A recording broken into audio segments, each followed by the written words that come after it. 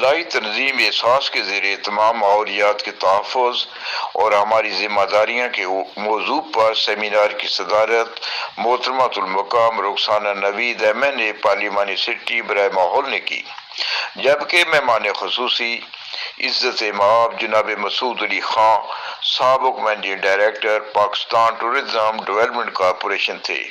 اعزازی مہمان خاص محترمۃ المقام دختر بولان عذرا مرزا تھیں۔ تلاوت قرآن حکیم کی سعادت بیت المال کی رکن محترمہ عذرا احمد نے حاصل کی اور نعت رسول مقبول صلی اللہ علیہ وآلہ وسلم معروف شاعر جناب ولایت احمد فاروقی کے حصے میں آئی۔ جناب ولایت احمد فاروقی کے ترنم نے ماحول میں روحانی فضا اور DHA کلب کا منظر بدل دیا۔ جناب کرنل ممتاز حسین مصنف اسلام اور ماحول ابتدائی کلمات میں پورا سمندر قطرے میں انڈیل دیا۔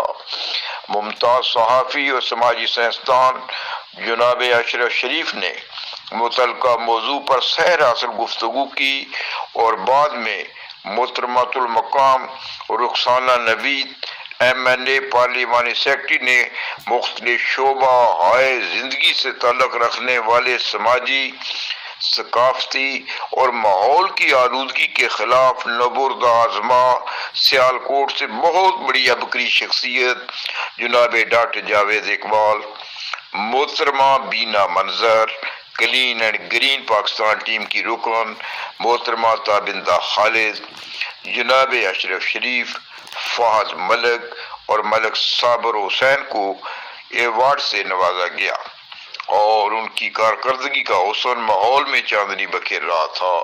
سیمینار کے شرکاء میں محترمہ عطیہ سعد، تابندہ خالد، فہد ملک، زری رحمان اور شوکت علی شاہد نمایاں اور گراں قدر صلاحیتوں سے سرفراز تھے۔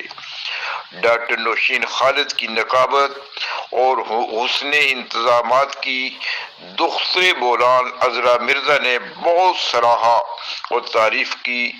فرحان یوسف فوٹوگرافر کے ساتھ منشا قاضی حسب منشا YouTube چینل لاہور۔